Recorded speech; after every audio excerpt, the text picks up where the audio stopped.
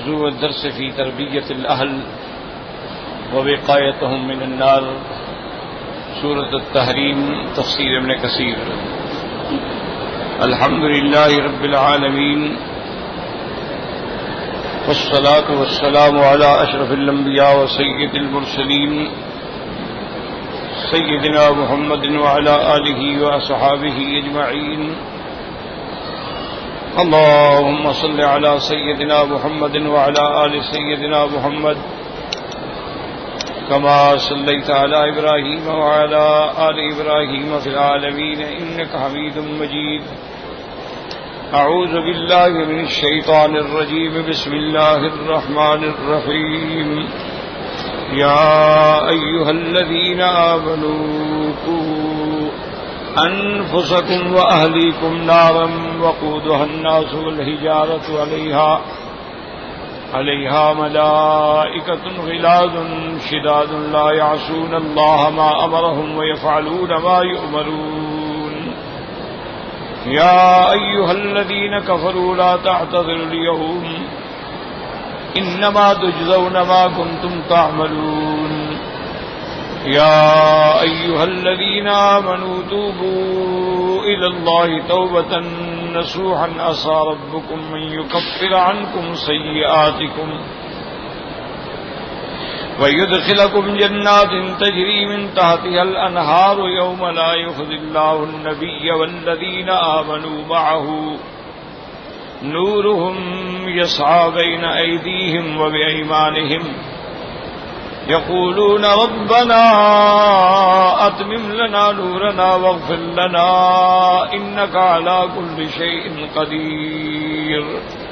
قال المؤلف والمفسر رحمه الله تعالى: أدام النفع بعلومه وعلومكم في الدارين آمين۔ وقال ابن أبي حاتم: حدثنا الحسن بن أرفع قال حدثنا الوليد بن بكير أبو جناب عن عبد الله بن محمد الأبدي النبي سنان البصري النبي خلابة عن ذر بن حبيش عن أبي بن كعب رضي الله تعالى عنه قال: قيل لنا أشياء تكون في آخر هذه الأمة عند اقتراب الساعة، منها نكاح الرجل امرأته أو أمته في دبرها، وذلك مما حرم الله ورسوله ويمقت الله عليه ورسوله، ومنها نكاح الرجل وذلك مما حرم الله ورسوله ويمقت الله عليه ورسوله، ومنها نكاح المرأة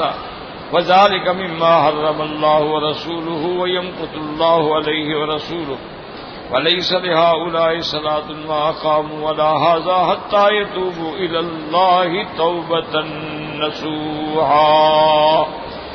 ابن ابی حاتم رحمت اللہ علیہ نے اس سند کے ساتھ حضرت ابی بن کعب رضی اللہ تعالی عنہ سے یہ قول نقل فرمایا ہے۔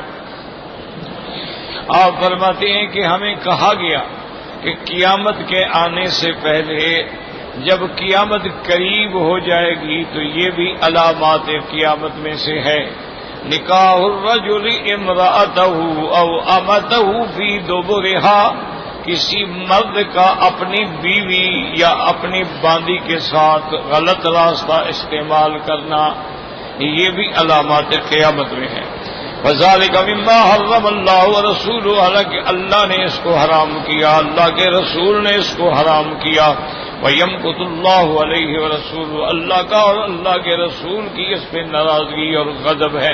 یعنی کوئی بندہ، اللہ معاف کرے، اپنی بیوی سے الٹے راستے کو استعمال کرتا ہے، یعنی فرج کے بجائے دبر کو استعمال کرتا ہے، عمل لواطت کا احیاء کرتا ہے، تو یہ ایک ایسا عمل ہے جس پہ اللہ کے رسول نے بھی حرام ٹھہرایا، اور اللہ کے رسول کا اس پہ غضب ہے۔ ناراضگی کا معنی غضب ہوتا ہے۔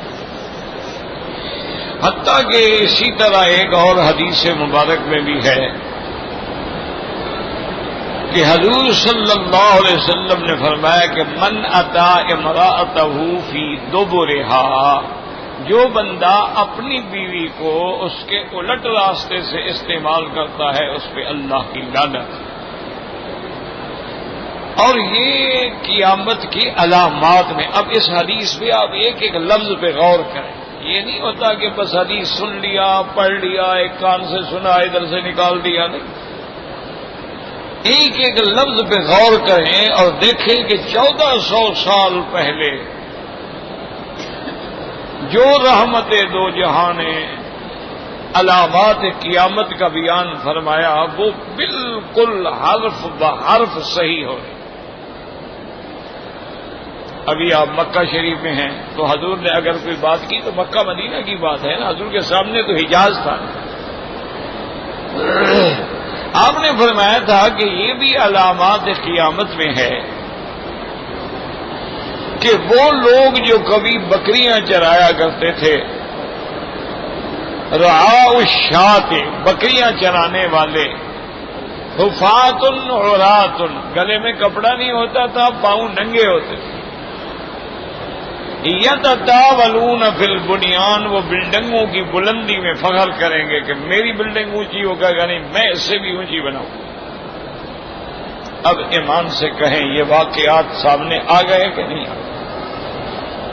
اسلامی ملکوں میں ایسی ایسی بلڈنگیں بنائی جا رہی ہیں اور مقابلے ہو رہے ہیں کہ اگر ایک نے 80 منزل بنائی ہے، دوسرے نے 90 بنائی، تیسرے نے 100 بنائی، چوتھے نے 104 منزل بنائی.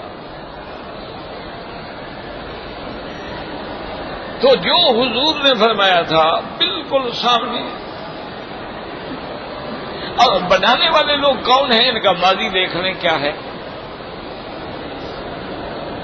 اسی طرح حضور صلی اللہ علیہ وسلم نے فرمایا تھا کہ یہ بھی علامات قیامت میں ہے کہ میری امت کے اندر آلات غنا اور موسیقی اور گانا بجانا عام ہو جائے گا. اب ایمان سے کہیں آپ کے سامنے ہے کہ نہیں؟ ہر آدمی کے پاس موبائل ہے اور گانے لگے ہوئے، یعنی پوری فلموں کی فلمیں اس کی جیب میں. اسی طرح حضور پاک صلی اللہ علیہ وسلم نے فرمایا تھا کہ علامات قیامت میں ہے کہ زنا کی کثرت ہو جائے گی، اور بعض لوگ ایسے بھی ہوں گے جو ایک دوسرے کے سامنے زنا کرتے ہوئے بھی نہیں شرمائیں گے. جیسے قوم لوط میں عادت تھی نا، وہ لڑکوں کے ساتھ بدفعلی کرتے تو ایک ہی مکان میں ایک ہی کمرے میں 5 آدمی 10 آدمی ایک دوسرے کے سامنے برائی کر رہے ہیں. اور آج یہ ہو رہا ہے کہ نہیں ہو رہا؟ اسی طرح حضور صلی اللہ علیہ وسلم نے فرمایا کہ یہ بھی علامات قیامت میں ہے کہ انسان اپنے دوستوں کا بڑا فرما بردار ہوگا. ان یبر صدیقہ ویعق ابواہ، لیکن والدین کا نافرمان ہو. دوستوں کے ساتھ جناب جان دے رہا ہے، ان کی مدد کر رہا ہے، ان کے پاس پیسے بھیج رہا ہے، لیکن والدین کا نافرمان ہے. تو یہ بھی علامات قیامت میں. اور اسی طرح حضور پاک صلی اللہ علیہ وسلم نے فرمایا کہ اذا کان امراؤکم شرارکم، کہ جب تمہارے حاکم جو ہیں وہ شریر لوگ بن جائیں، لٹیرے اور ڈاکو وہ تمہارے حاکم بن جائیں. وَأَغْنِيَاؤُكُمْ بُخَلَاؤُكُمْ، اور تمہارے غنی لوگ جو ہیں وہ بخیل بن جائیں. کروڑوں پتی آدمی، اربوں پتی آدمی ہے، وہ ریس میں تو 10 لاکھ بھی ہار جائے گا، اور کسی فلم سٹار کو اور کسی گانے والے کو تو 25-25 لاکھ کا ہدیہ بھی دے آئے گا، لیکن دین کے کام میں 1 روپیہ بھی نہیں نکلتا. اس لیے فرمایا اغنیاؤکم بخلاؤکم، کہ تمہارے اغنیاء جو ہیں وہ بخیل ہو جائیں گے. اور اسی طرح حضور پاک صلی اللہ علیہ وسلم نے فرمایا کہ وَأُمُورُكُمْ إِلَىٰ نِسَائِكُمْ، اور جب تمہارے معاملات عورتوں کے ہاتھ میں آ جائیں گے کہ جو عورت کہے گی وہی ہوگا. اب آپ دیکھ لیں کہ آدمی اپنے بیٹے بیٹیوں کی شادی کرنا چاہے، جو بیوی کہے گی وہ چلے گا، خاوند کی نہیں چلتی. وہ اپنے رشتہ داروں میں کرنا چاہے وہ 100 کیڑے نکالے گی، لیکن عورت اپنے رشتہ داروں میں جو رشتہ کرائے گی ان کے لیے تعریفوں کے پل باندھ دے گی. یعنی ایسے حالات پیدا کر دے گی کہ خاوند مجبور ہو کہے گا کہ ٹھیک ہے جی پھر جیسے آپ کی مرضی آپ طے کر لیں. تو آپ نے فرمایا وہ امورکم الی نسائکم، کہ جب سارے تمہارے معاملات عورتوں کے سپرد ہو جائیں. اور آج ایمان سے کہو کون سا محکمہ ہے جس میں عورت نہیں بیٹھی؟ کون سی وزارت ہے جس میں عورت نہیں بیٹھی؟ کون سی پارٹی ہے جس میں عورت نہیں ہے؟ اور اس کے بعد پھر اگلی بات سنیں جو حضور پاک صلی اللہ علیہ وسلم نے فرمایا. آپ نے فرمایا کہ جب ایسے حالات پیدا ہو جائیں فبطن الارض خیر من ظہرها، پھر قبر میں آدمی چلا جائے وہ بہتر ہے. کہ موت آ گئی، دفن ہو گیا، فتنوں سے تو بچ گیا نا. پھر اس کا زمین پہ رہنا جو ہے وہ خطرناک ہے کہ وہ کسی فتنے میں مبتلا ہو جائے. اب اس حدیث کو دیکھیں، ایک ایک لفظ پہ کہا کہ نکاح المرأة نکاح الرجل مع امرأته او امته فی دبرها، کہ کوئی بندہ اپنی بیوی یا باندی سے غلط راستہ استعمال کرے. اور آج کل تو یہ ایک فیشن ہے نا جی، اس کو کہتے ہیں فری سیکس، کہ بھئی یہ سیکس ہے جی، اور یہ تو جذبہ حیوانیت ہے جی، اس کو جس طرح چاہو استعمال کرو. اللہ تبارک و تعالی معاف فرمائے. اچھا، اور بعض فرقے باطلہ جو ہیں یاد رکھو، انہوں نے تو اپنی کتابوں میں بھی لکھ دیا نعوذ باللہ کہ جب عورت کے ساتھ نکاح ہو جاتا ہے تو اگر اس کا اگلا حصہ حلال ہے تو پچھلا حصہ بھی حلال ہے. انا للہ و انا الیہ راجعون. بھئی اگلا حصہ حلال ہے، وہ تو اللہ کے قرآن نے فرمایا کہ فاتو حرثکم، کہ تم اس جگہ جاؤ جہاں کھیتی ہے. لیکن وہ قرآن کے ترجمے بھی بدل دیتے ہیں کہ تمہاری بیویاں ہیں اور تم ان کو انا شئتم، جس طرح جہاں سے نہیں. معنی یہ ہے کہ جیسے کھڑے بیٹھے، لیکن حضور نے وضاحت کی ورنہ بھی سمام واحد، لیکن سراغ وہی استعمال ہوگا جہاں سے بچہ پیدا ہوتا ہے. اس کے باوجود وہ کہتے ہیں جی کوئی بات نہیں، تو مولویوں نے روکا ہوا ہے، سب جائز ہے. اچھا، اسی طرح حضور پاک نے فرمایا کہ یہ بھی علامات قیامت میں ہے نکاح الرجل مع الرجل، کہ لڑکے لڑکوں سے بدفعلی کریں گے، یعنی مرد سے بدفعلی ہے. وہ تو تھا نا کہ مرد اپنی عورت سے غلط راستہ ہے، یہ ہے کہ مرد سے لواطت کرے گا، جیسے قوم لوط میں یہ بیماری تھی. اور جس کو پیغمبر نے فرمایا تھا انکم لتاتون الفاحشۃ ما سبقکم بها من احد من العالمین. اللہ کے پیغمبر نے فرمایا میری قوم تم ایک ایسی برائی کر رہے ہو جو تم سے پہلے آج تک کسی نے نہیں کی ہے، یہ سب تمہاری بلا ہے. اور وہ اس میں اتنے بے حیا ہو گئے کہ جب اللہ کے فرشتے پیغمبر کے گھر میں آ گئے تو قوم آ گئی ہو جی تمہارے گھر میں بڑے خوبصورت لڑکے ہیں، ہمیں دو.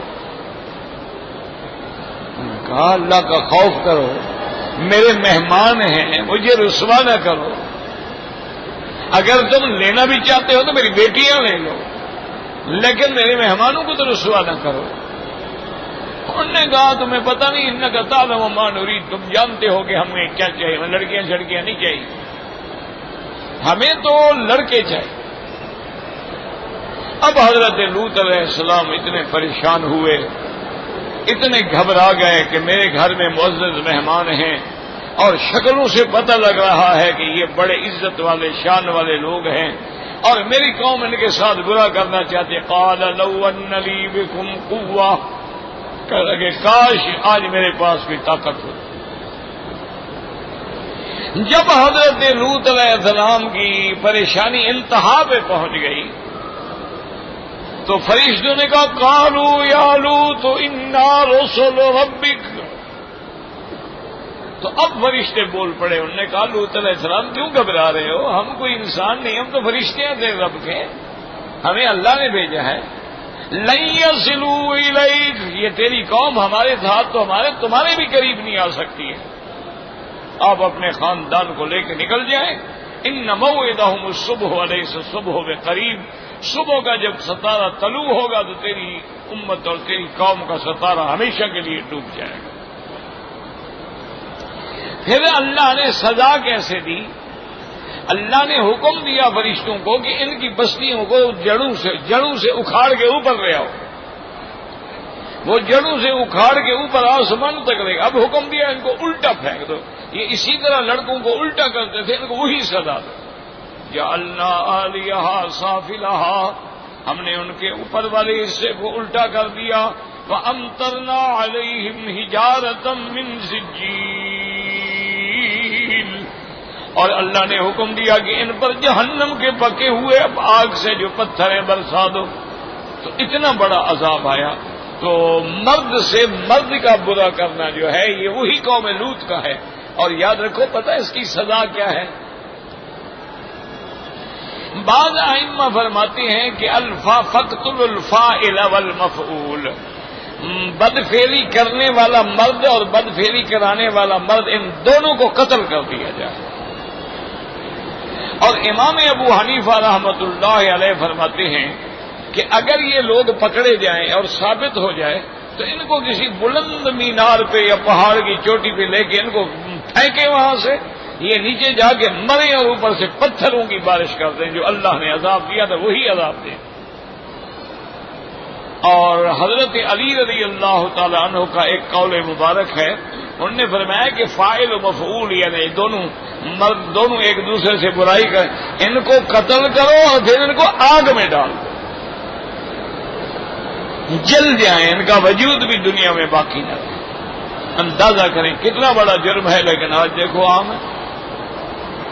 یعنی کوئی سکول کوئی مدرسہ الا جن کو اللہ نے بچایا ہے، ورنہ کوئی امکان.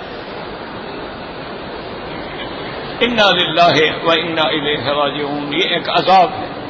اچھا اور دیکھیں حضور پاک کا فرمان کتنا سچا ہے. ابھی آپ کے یورپ میں اور امریکہ میں اور دوسرے ملکوں میں وہاں ایک قانون بنایا گیا ہے کہ مرد مرد سے باقاعدہ شادی کر سکتا ہے. قانوناً ان کا نکاح درج ہوتا ہے، رجسٹرڈ ہوتا ہے.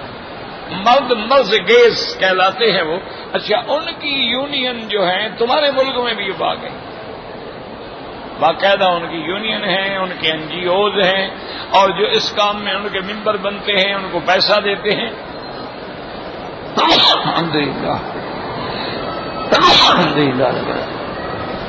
یرحمکم اللہ. تو ان پر پیسہ خرچ کرتے ہیں، ان کو اپریشیٹ کرتے ہیں، ان کو دعوتیں دی جاتی ہیں بڑے بڑے 5 اسٹار ہوٹلوں میں. اور وہ کسی بھی ملک میں جانا چاہے ان کو فوراً ویزا ملتا ہے. ویزا تو عالم کو نہیں ملتا، ویزا تو دین کی تبلیغ کرنے والے کو نہیں ملتا، ویزا تو کسی شریف آدمی کو نہیں ملتا. ان کے لیے تو ویزے کھلے ہوئے ہیں. تو جو حضور نے فرمایا تھا دیکھ لو آج سامنے آ گیا. اچھا اس کے بعد حضور نے فرمایا کہ ان پہ بھی اللہ کے رسول کا غضب ہے. اور فرمایا وَمِنْهَا نِكَاحُ الْمَرْأَةِ الْمَرْأَةَ وَذَلِكَ مِمَّا حَرَّمَ اللَّهُ وَرَسُولُهُ وَيَمْقُتُ اللَّهُ عَلَيْهِ وَرَسُولُهُ. اور آپ نے فرمایا یہ بھی علامات قیامت میں ہے کہ عورت کے ساتھ بدفعلی کرے گی. اور یہ بھی اب عام ہے. عورتیں ہیں، بعض عورتوں کے ساتھ تعلق ہے وہ اپنے مرد کو پسند نہیں کرتی، عورت کے ساتھ جمع کر رہی ہے. اچھا اب وہ یورپ والوں نے تو اور آسانی کر دی ہے نا. وہاں باقاعدہ سیکس شاپ ہوتی ہیں، دکانیں ہوتی ہیں، وہاں دکانوں پہ یہ ساری چیزیں بکتی ہیں.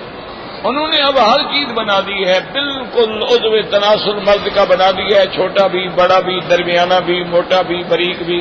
اس کے ساتھ پیٹی لگا دی ہے، عورت نے باندھ لی اور دوسرے سے جمع کی، اور اس نے باندھ لی اور اس سے جمع کی. انا للہ و انا.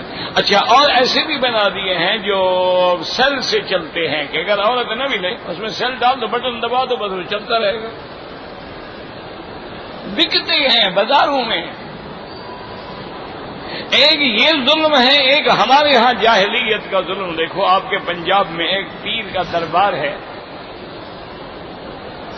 وہاں پر اس دربار پہ یہ ایک قاعدہ ہے کہ پورے دربار کے باہر جو دکانیں ہیں نا جی، وہاں مرد کا عضو تناسل لکڑیوں کے بنے ہوئے مختلف سائز کے لٹکے ہوئے ہوتے ہیں، اور عورتیں جا کے خریدتی ہیں. کیوں خریدتی ہیں؟ وہ کہتی ہیں جی جو اس کو استعمال کرے گا اولاد ہو جائے گی. پیر صاحب کی برکت ہے. یعنی پیر صاحب کی برکت کہاں داخل ہو رہی ہے؟ انا للہ و انا الیہ راجعون. اور کیا کہہ سکتے ہیں وہاں سوا انا للہ پڑھنے کے. تو آپ نے فرمایا کہ یہ بھی وہ کام ہے جس کو اللہ کے رسول نے حرام کیا، اور اللہ کے رسول پر اس پہ غضب ہے. اور اس کے بعد آگے سنے فرماتے ہیں وَلَيْسَ لِهَؤُلَاءِ صَلَاةٌ مَا أَقَامُوا وَلَا هَذَا حَتَّى يَتُوبُوا إِلَى اللَّهِ تَوْبَةً نَصُوحًا۔ حضرت ابی ابن کعب نے فرمایا کہ جو لوگ ان گناہوں میں مبتلا ہیں ان کی کوئی نماز نہیں، کوئی عبادت نہیں، جب تک کہ سچی توبہ کر کے اللہ کے دروازے پہ نہ آئیں، یعنی ان کی توبہ جب تک نہ کریں عبادت بھی قبول نہیں ہے۔ انا للہ و انا الیہ راجعون۔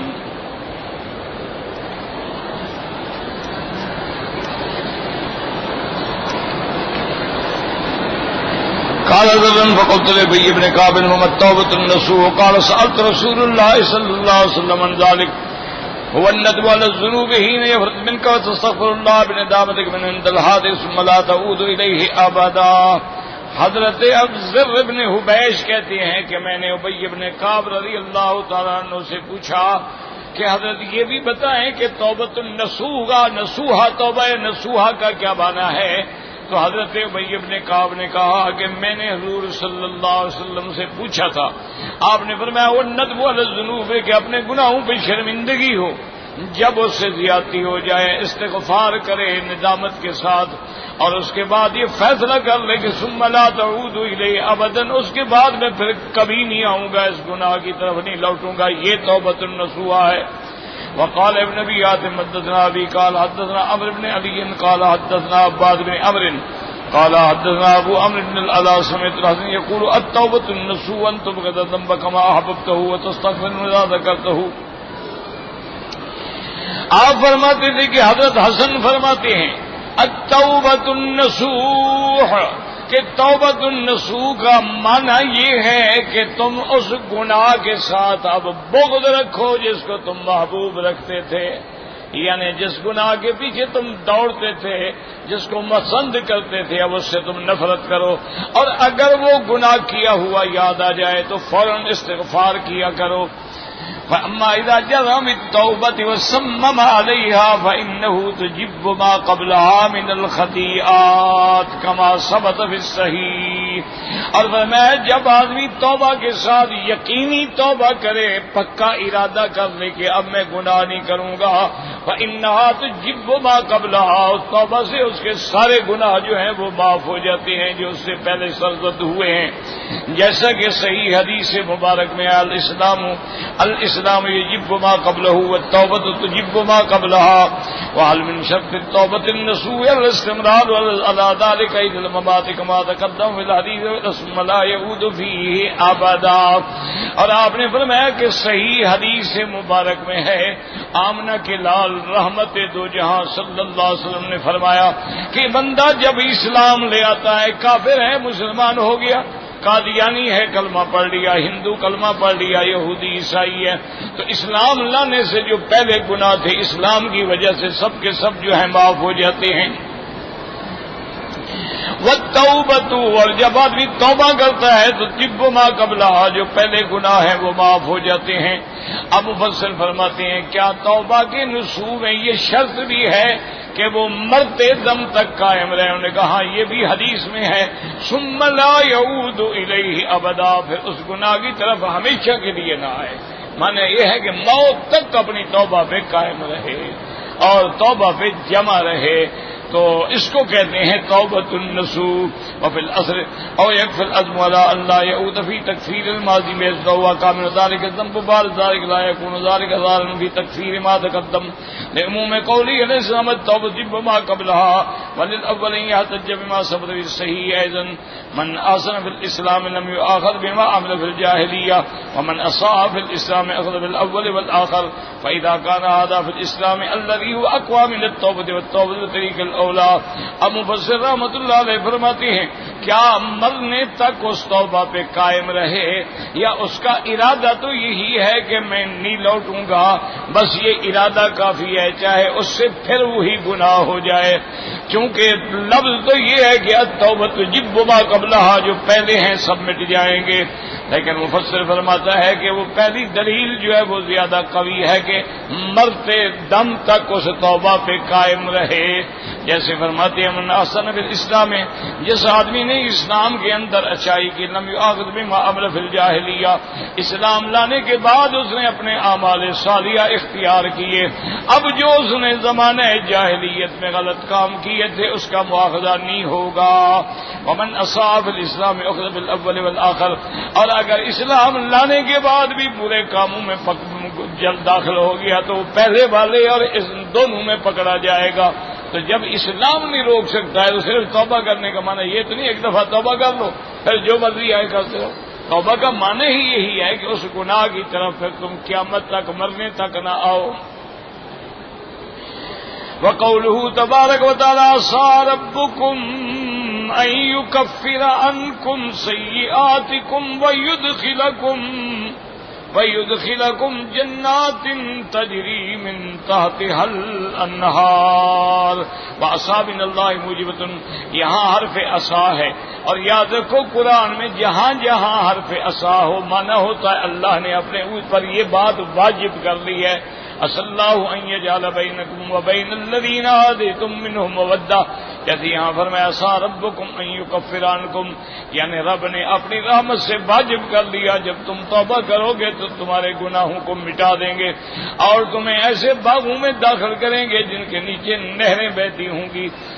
یوم لا یخزی اللہ النبی والذین آمنوا معه ای ولا یخزیہم معه، یعنی یوم القیامت، اور ان کو رسوا نہیں کریں گے جیسے اللہ کے پیغمبر، اللہ اپنے پیغمبروں کو اور ان کے ساتھ ایمان والوں کو رسوا نہیں کریں گے، یعنی قیامت والے دن وہ شرمسار نہیں ہوں گے، قیامت والے دن وہ رسوا نہیں ہوں گے، قیامت والے دن ان کو کوئی ہم اور کوئی غم نہیں ہوگا اللہ کی رحمت سے.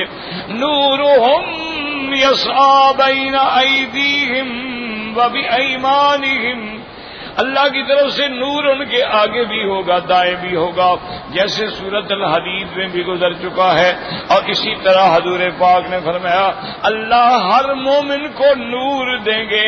بعض کا نور تو ایسے ہوگا کہ جیسے یہاں سے لے کر یمن تک کا علاقہ ہے اتنا بڑا نور ہوگا، اور بعض کا فرمایا ایسے ہوگا جتنا مینار اونچا ہے اتنا بڑا نور کا روشن مینار ہوگا. اور فرمایا بعض کے آگے ہوگا دائیں ہوگا.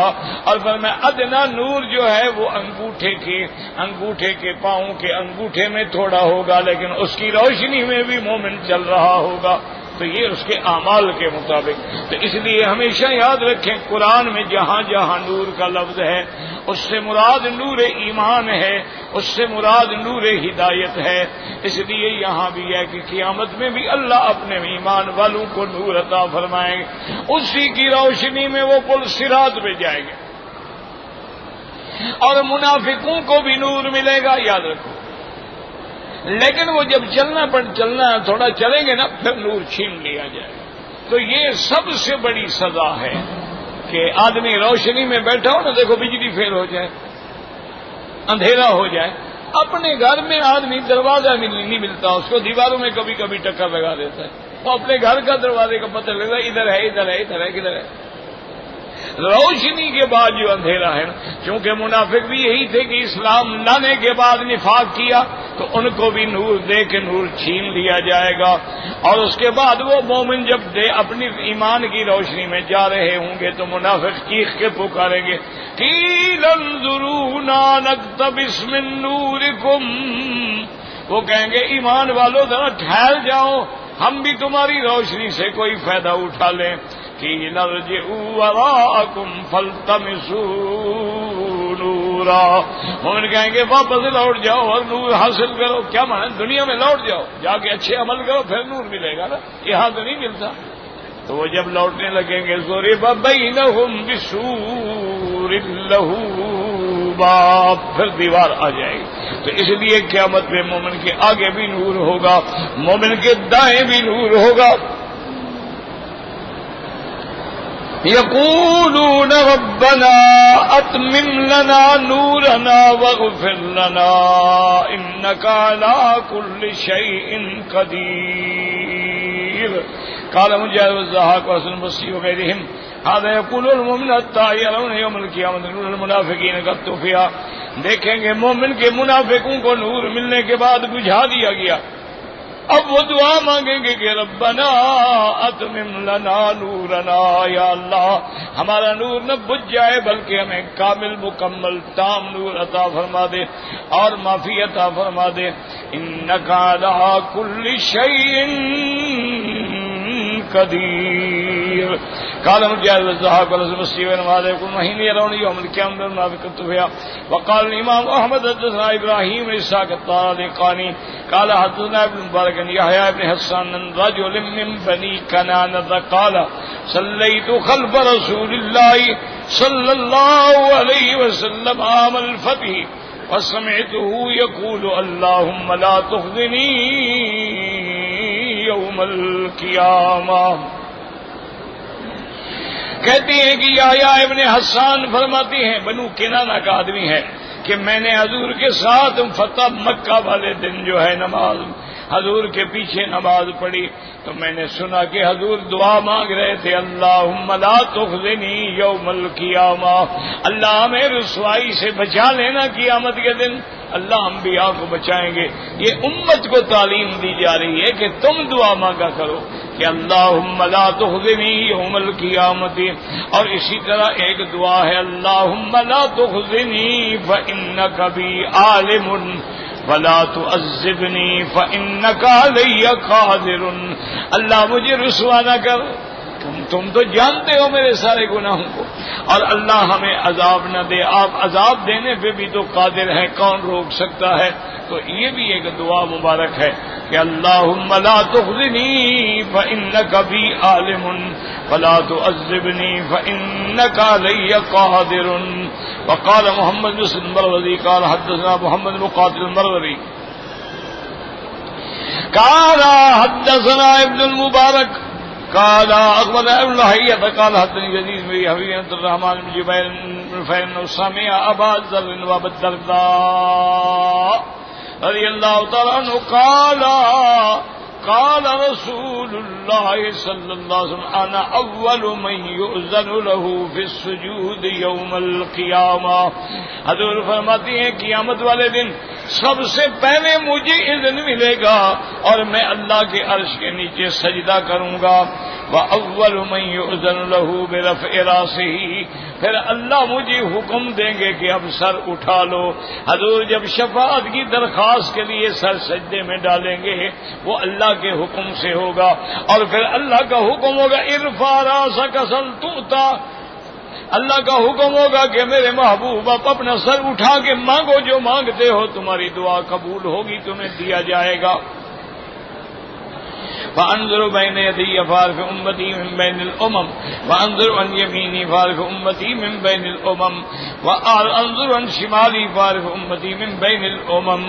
آپ نے فرمایا پھر میں سامنے دائیں بائیں نظر ڈالوں گا تو تمام امتوں میں اپنی امت کو پہچان لوں گا، میں اپنی امت کو پہچانوں گا. فقال رجل یا رسول اللہ وکیف تعرف امتک من بین الامم. ایک صحابی نے پوچھا کہ یا رسول اللہ آپ اپنی امت کو کیسے پہچانیں گے قیامت والے دن، وہاں تو ساری امتوں کے لوگ جمع ہوں گے. آپ نے فرمایا غرا محجلون من آثار الطہور ولا يكون احد من الامم كذلك غيرهم. آپ نے فرمایا میری امت کے ہاتھ چہرے جہاں جہاں وضو کا پانی لگتا تھا وہ روشن ہوں گے، چمک رہے ہوں گے، اللہ ان کو نور عطا فرمائیں گے.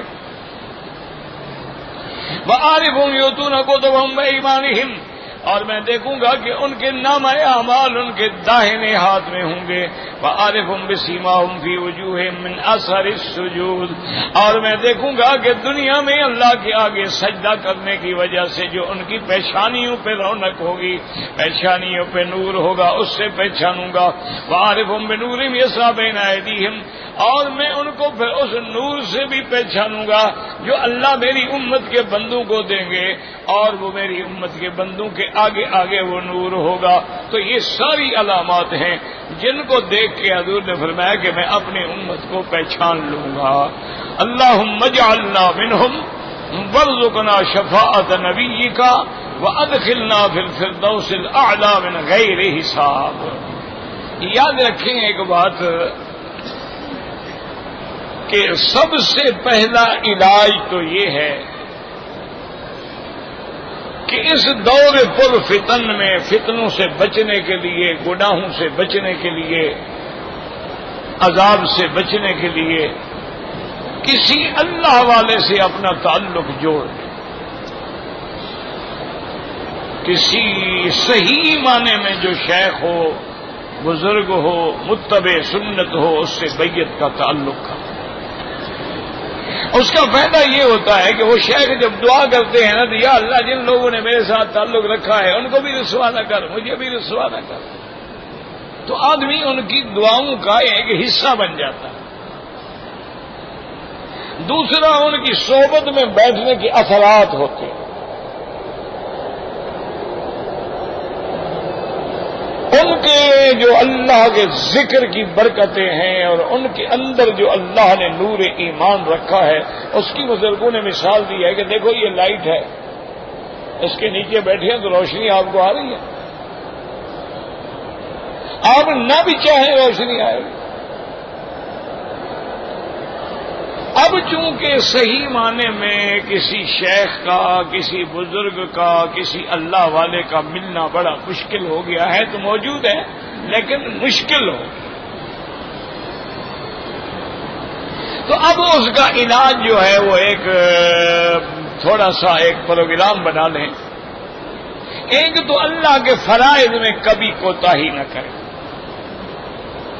نماز فرض ہے صحیح ادا کریں، روزہ فرض ہے صحیح معنی میں رکھو، امیر آدمی ہو زندگی میں حج ایک دفعہ فرض ہے ادا کرو، اللہ نے مال دیا، دولت دی، پیسہ دیا ہے، زکوٰۃ فرض ہے ادا کرو۔ ایک تو فرائض کا خیال، دوسرا یہ ہے کہ اپنے والدین کی نافرمانی سے بچیں، اور تیسرا یہ ہے کہ اپنے گھر والوں کی بھی اصلاح و تربیت کریں، اور چوتھا یہ ہے کہ روزانہ ایک وقت مقرر کر لیں جس میں قرآن پاک کو دیکھ کے تلاوت کریں، چاہے حافظ بھی ہوں لیکن دیکھ کے پڑھیں، جتنا اللہ تمہیں توفیق دے، ایک پاؤ پڑھ سکتے ہو، آدھا پاؤ پڑھ سکتے ہو، ایک پارا پڑھ سکتے ہو، لیکن لازم وظیفہ بنا لو، اور کم از کم ایک تسبیح درود شریف نماز والا پڑھا کرو، اور کم از کم ایک تسبیح استغفر اللہ الذی لا الہ الا هو الحی القیوم واتوب الیہ، اور کوشش کیا کرو کہ حضور کی سنت پہ عمل ہو، جیسے مسجد میں جا رہے ہو دایاں پاؤں پہلے رکھو، نکل رہے ہو تو بایاں پاؤں پہلے نکالو، حمام میں جا رہے ہو بایاں پاؤں پہلے رکھو، سیڑھیاں اتر رہے ہو تو سبحان اللہ۔ ایک اللہ والوں کی بات ہے، اب بھی وہ زندہ ہے ماشاءاللہ، بیمار ہیں اللہ شفا دے، تو انہوں نے ایک چھوٹا سا رسالہ بھی لکھا تھا، ویسے بھی ایک دوست گئے تو اس نے کہا کہ حضرت کوئی آسان عمل بنائیں کہ میں بھی ولی بن جاؤں، اور بھائی بڑا آسان ہے، حضرت ولی بننا آسان ہے، حضرت تم تو ولی ہو، جب تم نے کلمہ پڑھ لیا ہے تو ولی ہو، اللہ ولی الذین آمنوا۔ انہوں نے کہا پھر بھی حضرت مجھے کچھ بتا، میں ایک چھوٹا سا عمل بتاتا ہوں، سنت رسول ہے، اس پر پابندی کر لو انشاءاللہ ولی بن جاؤ گے۔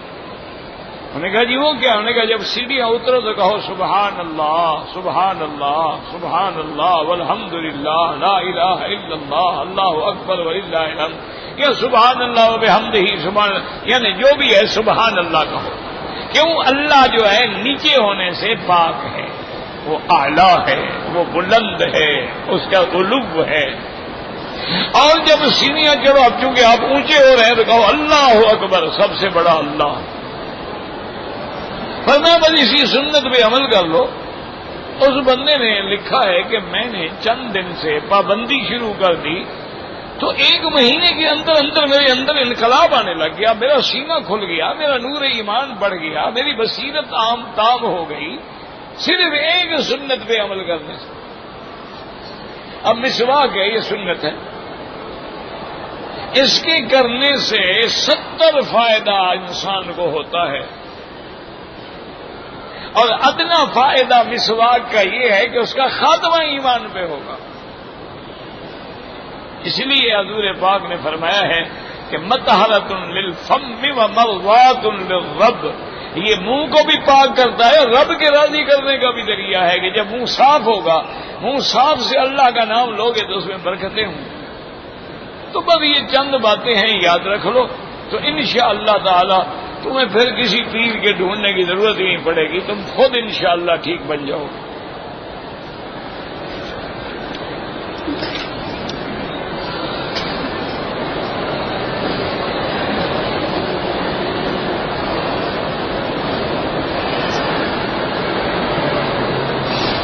کہتے ہیں جی کہ میں ایک دفعہ پہلے عمرے پہ آئی ہوں، میں نے عمرہ نہیں کیا تھا چونکہ مجھے ایام حیض آ گئے تھے، میں عمرہ نہ کر سکی، اب میں پھر عمرے پہ آئی ہوں۔ تو بہرحال اب عمرہ تو تم نے کر لیا ہے، لیکن اسی نیت سے کرنا چاہیے تھا کہ یا اللہ جو میں نے چھوڑا تھا اس کی قضا کر رہی ہوں، اور اس پر بھی تمہیں دم دینی ہوگی۔ یہ نہیں ہے کہ جب چاہو چھوڑ دو، انتظار کرو، حیض سے پاک ہو جاتی عمرہ پورا کر دو۔ تم نے اگر عمرہ پورا نہیں کیا تو تمہیں دم بھی دینی ہوگی اور عمرہ بھی کرنا ہوگا، اسی نیت سے کہ جو عمرہ میں نے چھوڑا تھا، جیسے حضور پاک نے عمرۃ القضا کیا۔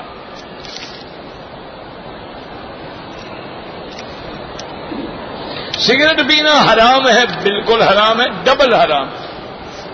ایک تو یہ ہے کہ یہ بدبودار مادہ ہے جیسے حضور نے منع کیا ہے، دوسرا یہ ہے کہ اسراف ہے، اور اسراف کرنے والوں کو قرآن کہتا ہے ان المبذرین کانوا اخوان الشیاطین، وہ تو شیطان کے بھائی ہیں جو اپنے پیسے کو ضائع کر رہے ہیں۔ سگریٹ سے کیا پیدا ہوتا ہے؟ آدمی موٹا ہو جاتا ہے، سگریٹ پینے سے روٹی کا قائم مقام ہو جاتا ہے، بلکہ کینسر پیدا ہوتا ہے، بیماریاں پیدا ہوتی ہیں، تو یہ تو ڈبل حرام ہے۔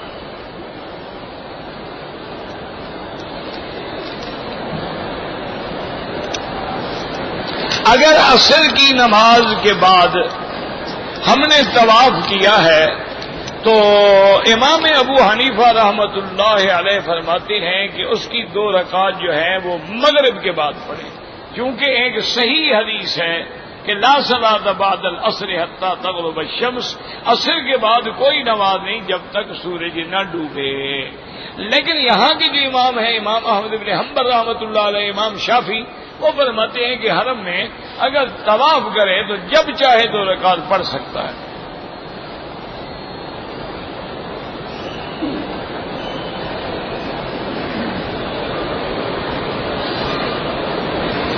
اگر کوئی بھی بینک ہو، آپ نے قرضہ لیا ہے، وہ قرضے پہ کچھ یعنی پرسنٹیج لیتا ہے، وہ سود ہے، وہ حرام ہے۔ کوئی بھی بینک ہو، چاہے وہ 2% ہو یا 3% ہو یا 14% ہو یا 7% ہو، بالکل حرام ہے۔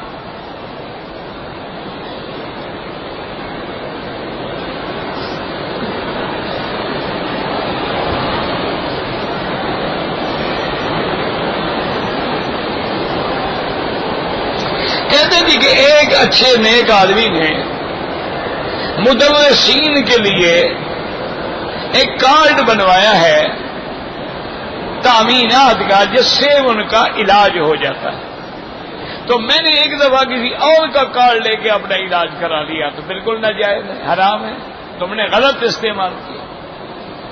اور اچھا، اس آدمی کو تو بیماری ہی نہیں تھی نا، وہ تو بیماری نہیں نا جس کا تم نے کارڈ استعمال کیا، تو لہذا اتنے پیسے جو ہیں جس ہسپتال کو تم نے نقصان دیا ہے ان کو دو، یا جس کمپنی کو نقصان دیا ہے ان کو ادا کرو۔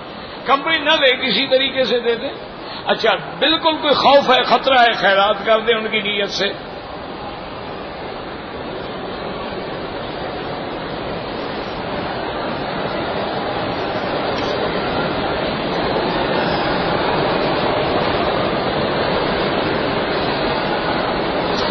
میں نے حج سے پہلے حج کے مہینوں میں عمرہ کیا، پھر حج کرنے کا ارادہ ہوا تو بالکل آپ کا حج تمتع ہوگا۔ ہاں، ایک یہ ہوتا ہے کہ آپ نے عمرہ کیا مثلا حج کے بعد شوال میں، پھر آپ اپنے ملک چلے گئے، اب جب واپس آ رہے ہیں تو اب آپ کی مرضی ہے، افراد کریں، تمتع کریں، قران کریں، لیکن عمرے کرنے کے بعد آپ مکے میں ہیں تو اب تمتع ہی کر سکتے ہیں، آپ اور کوئی حج نہیں کر سکتے، قران بھی نہیں کر سکتے۔ قران تو ہوتا ہے نا دونوں کا احرام کٹھے باندھنا، آپ تو عمرہ کر کے فارغ ہو گئے ہیں، آپ تمتع ہی کریں گے۔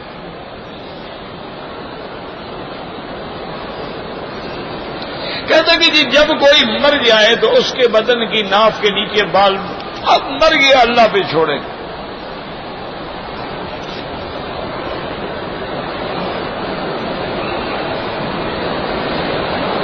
اگر کسی آدمی کی 3 رکعتیں نماز کی چلی گئی، 1 رکعت بھی نہیں، اب کھڑے ہو کر وہ اسی طرح پوری کرے گا جیسے چھوڑی ہے، یعنی اس کو 1 رکعت میں فاتحہ سورت سب پڑھنی ہوگی، بعد میں جو ہے صرف فاتحہ پڑھے گا۔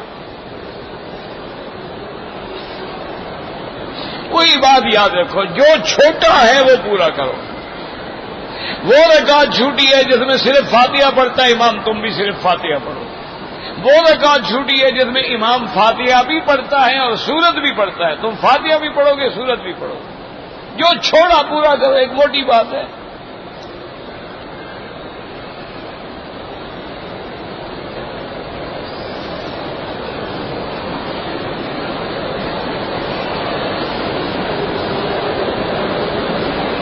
ایک آدمی نے عمرہ کیا، مکہ مکرمہ سے فارغ ہونے کے بعد مدینہ منورہ چلا گیا، وہاں سے پرائیویٹ بس کے لیے جدہ ایئرپورٹ کے لیے روانہ ہوا، لیکن وہ بس جو تھی مکے کے اندر سے گزر گئی۔ کوئی بات نہیں، تمہاری نیت جدہ ہے، گزر جائے، لاکھ دفعہ گزر جائے۔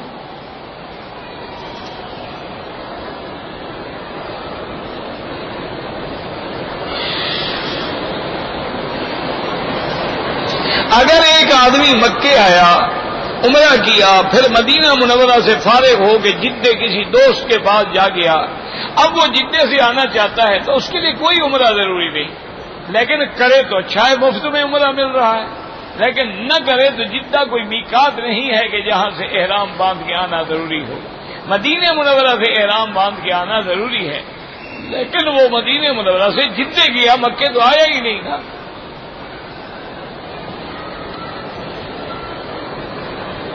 میرے والد فوت ہو گئے، اللہ سب کی مغفرت فرمائے، جو بھی فوت ہو گئے ہیں دعا کریں اللہ سب کی مغفرت فرمائے۔ نواب کیسر خان تھے، نواب تھے، لیکن بہت بڑے اولیاء اللہ میں تھے، کراچی میں ہوتے تھے۔ ان کا بڑے حضرت تھانوی سے، اس کے بعد بڑے بڑے ڈاکٹر عبدالحی صاحب سے، بڑے لوگوں سے تعلق تھا، وہ بھی فوت ہو گئے، اللہ ان کی مغفرت فرمائے۔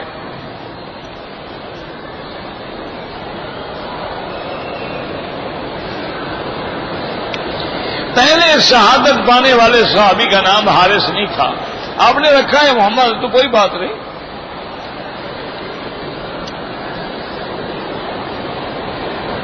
جو آدمی جدے سے حج کرنے کے لیے آیا ہے اور وہ حنفی مسلک پر ہے تو مینا، عرفات، مزدلفہ وہ حج نماز قصر کرے گا، مسافر ہے وہ، جدہ تو یہاں سے 100 کلومیٹر دور ہے۔